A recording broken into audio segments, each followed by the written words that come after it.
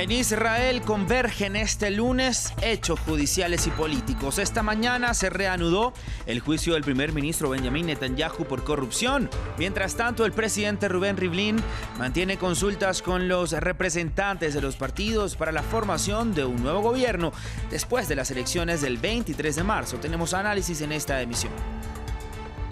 En el estado de la Florida, en Estados Unidos, un gigantesco embalse que contiene aguas residuales de una antigua planta de fosfatos cerca de la ciudad de Tampa presenta filtraciones y amenaza con romperse. El gobernador declaró el estado de emergencia y ordenó la evacuación de cientos de hogares.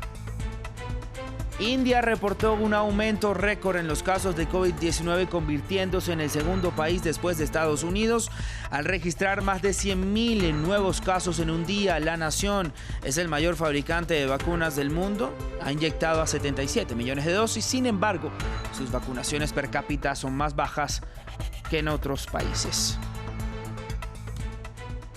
Muy buen día, gracias por continuar con nosotros en France 24. Soy Raúl Blanco, como siempre un gusto saludarlos. Comenzamos en Israel, donde hoy se unen los acontecimientos judiciales y políticos. El primer ministro Benjamin Netanyahu asistió a una audiencia judicial para la reanudación de su juicio por varios cargos, incluido el de corrupción. Tuvo que acudir a la corte, donde se examinan las pruebas y los testimonios. Asistió a la declaración de apertura del fiscal y, como era de esperar, abandonó la sala del tribunal. En reiteradas ocasiones ha alegado que es una víctima de un intento de golpe. Ante esto, ciudadanos se congregaron a las afueras del tribunal para manifestarse a favor y en contra del mandatario. También hoy iniciaron las consultas por parte del presidente Reuven Rivlin para formar un gobierno de coalición luego de las elecciones del 23 de marzo, las cuartas en 2 años en las que Netanyahu busca mantenerse en el poder. Vamos ahora hasta Jerusalén, donde se encuentra nuestro invitado Gabriel Bentasgal, analista político especializado en Medio Oriente. Gabriel, gracias por estar aquí nuevamente con nosotros en France 24. Hablemos primero de los casos contra el primer ministro Netanyahu. Estos procesos judiciales podrían tardar años. Además, el mandatario no está obligado a renunciar.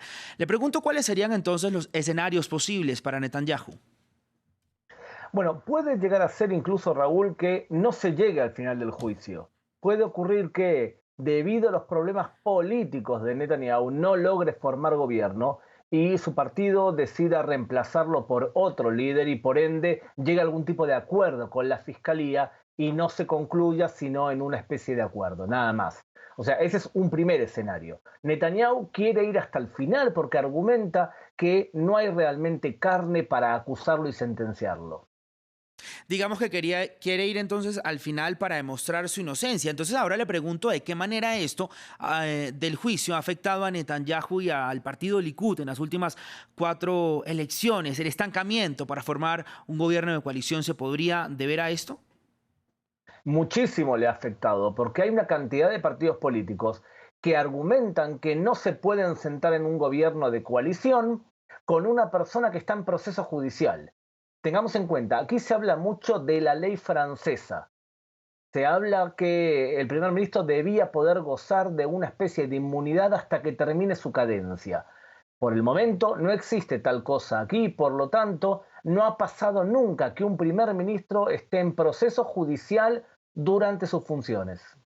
Ahora, Gabriel, en ese sentido, el presidente israelí está en este momento en consulta con varios partidos para ver posibles alianzas y coaliciones gobernantes. ¿Cuál es la que más se perfila para gobernar?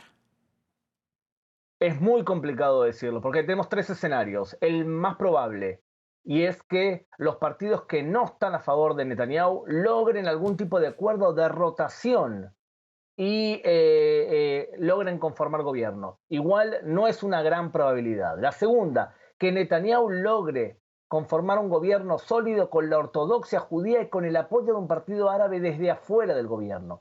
Y la tercera, y creo yo que es la más probable, es que vayamos a una 5ª elección. Eso le quería decir, de no llegar entonces a ninguna alianza gobernante, podríamos estar entonces, como usted lo dice, a las puertas de unas 5º elecciones. ¿Y hasta cuándo podemos ver entonces este estancamiento de la formación de un ejecutivo?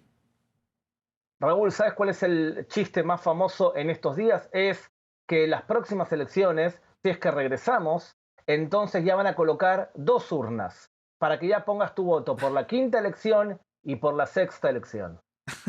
Gabriel, entonces esperemos a ver qué pasa si estamos a las puertas, como usted lo dice, de unas quintas elecciones y también posiblemente de unas sextas. Gracias por estar aquí con nosotros en France 24. Que tenga usted un feliz resto de día en Jerusalén. Cambiamos de información. En Estados Unidos, un embalse de aguas contaminadas amenaza con romperse cerca de la ciudad de Tampa, Florida. Los equipos de emergencia del estado están trabajando a contrarreloj, evacuando a millones de galones de agua para tratar de evitar lo que podría convertirse en una catástrofe medioambiental. El gobernador de Florida, Ron DeSantis, declaró estado de emergencia y ordenó evacuar a la gente del área, aunque muchos creen que no es razón suficiente para abandonar sus hogares y han decidido quedarse. Alba Santana tiene el informe. Es un peligro inminente. Un enorme embalse de aguas residuales amenaza con romperse en la localidad de Piney Point, cerca de la ciudad de Tampa. Tras la detección de grietas en la estructura, los equipos de emergencia trabajan a contrarreloj, intentando evitar una catástrofe medioambiental en la bahía. El gobernador del estado, Ron DeSantis, declaró estado de emergencia el sábado y pidió responsabilidades a la empresa HRK, propietaria del embalse. Lo que estamos viendo ahora es para tratar de prevenir y responder, si es necesario, a una situación de inundación catastrófica real. También quiero ser claro, si bien nuestra principal preocupación es garantizar la seguridad de la comunidad, nuestra administración está dedicada a hacer cumplir por completo cualquier daño a los recursos de nuestro estado y responsabilizar a la empresa HRK por este evento. Se estima que la balsa contiene unos 480 millones de galones de agua, mucha de ella usada en el procesado de fosfatos. Sin embargo, un colapso del depósito podría hacer que el yeso fosforado, un residuo radiactivo para la producción de fertilizantes almacenado en la zona, sea arrastrado y contamine el ecosistema. Por ello, el condado Manatee ordenó la evacuación de más de 300 casas de la zona, aunque muchos no creen que sea razón suficiente para abandonar sus domicilios. Este terreno es un poco más alto que el de otras áreas, así que preferimos quedarnos aquí. Ni con los huracanes y todo, no evacuamos. De momento, los trabajadores de emergencia desplegados están descargando 33 millones de galones de agua al día para frenar una inundación con aguas tóxicas. A este ritmo, tomaría entre 10 y 12 días completar la operación de manera segura. Vamos ahora hasta India, donde se reportó un aumento récord en los casos diarios de COVID-19 al registrar más de 100,000. Según las estimaciones, los contagios diarios del país se han multiplicado por 12 desde que alcanzaron un mínimo de varios meses a principios de febrero, cuando las autoridades aliviaron la mayoría de las restricciones. Con 103.558 nuevos casos, India ha reportado 12.6 millones de positivos, el más alto después de Estados Unidos y Brasil. Las muertes ascienden a 165.101. Y es que las ciudades más grandes de India implementaron confinamientos más estrictos y otras restricciones en un nuevo intento por frenar las cifras de estos contagios, la más alta en 6 meses. India continúa siendo el tercer país del mundo más afectado por la pandemia. Este fin de semana, India rompió el récord de contagios diarios, superando las cifras registradas en septiembre del año pasado. El estado de Maharashtra, en el occidente del país, es una de las regiones más golpeadas. Cuenta con más de la mitad del total de casos que tiene esa nación. El estado ordenó cerrar todos los bares, restaurantes, lugares de culto y centros comerciales, además de una cuarentena total los fines de semana. Las nuevas medidas entran en vigor este lunes. Tenemos que tomarnos esto muy en serio y ser extremadamente cuidadosos. Los casos de COVID están aumentando rápidamente. Tenemos que mantenernos a salvo, continuar con las medidas de distanciamiento que ha tomado el gobierno nacional. Entre tanto, el gobierno indio ha intensificado su campaña de vacunación en las últimas semanas, pero el proceso ha sido lento en una nación de más de 1.300 millones de personas. Todos deberían recordar lo rápido que han aumentado los casos en el país y vacunarse para salvar sus vidas. India solo está por debajo de Estados Unidos y Brasil en número de casos, con más de 12 millones registrados desde el inicio de la pandemia. A continuación, los invito a que repasemos las noticias destacadas de la pandemia en América Latina. Las principales ciudades de Colombia comienzan desde este lunes y hasta el 19 de abril un nuevo ciclo de restricciones para enfrentar el tercer pico de la pandemia, después de que miles de personas viajaron en Semana Santa. Los mandatarios locales deberán emitir los decretos con toques de queda y también restricciones de actividades dependiendo de la ocupación de las unidades de cuidados intensivos. Pasamos a Brasil, país que roza los 13 millones de casos de COVID-19 y enfrenta el peor momento de la pandemia. Este domingo el país registró 31.359 contagios en las últimas 24 horas. Descendieron las muertes diarias a 1.240, pero las autoridades han reiterado que las cifras suelen ser más bajas los fines de semana debido a la falta de personal para registrar los datos.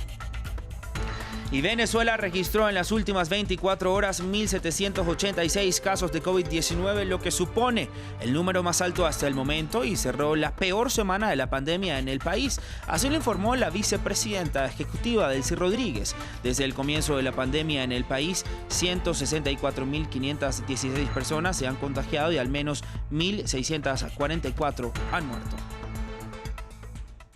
Y cambiamos ahora nuevamente de información. Vamos hasta Jordania, donde los conflictos dentro del palacio avecinan una de las mayores crisis en el reinado de Abdalá II. Su medio hermano, el príncipe Hamza bin Hussein, es acusado de complot para socavar la seguridad del país. Hamza rechaza estos señalamientos. Por ahora, las autoridades continúan las investigaciones y mantienen las acusaciones contra el príncipe. Al menos 16 personas han sido arrestadas, acusadas de sedición y también de amenazar la seguridad del reino.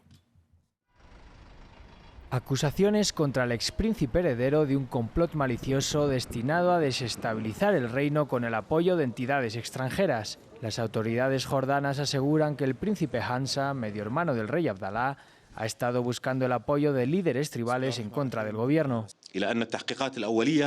Las investigaciones iniciales han revelado que personas cercanas al príncipe Hamza han pasado alegaciones y cartas a partidos extranjeros, incluida la así llamada oposición extranjera, para instarlos a trabajar contra la seguridad nacional y distorsionar los hechos.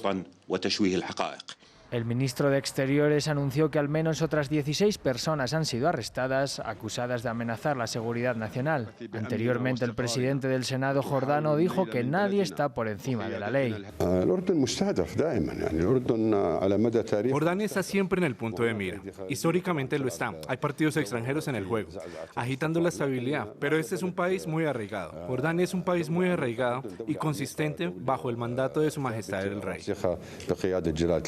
El sábado el príncipe Hamza difundió un vídeo acusando a los gobernantes jordanos de nepotismo y corrupción y a los servicios de seguridad de abusos por criticar todos estos aspectos.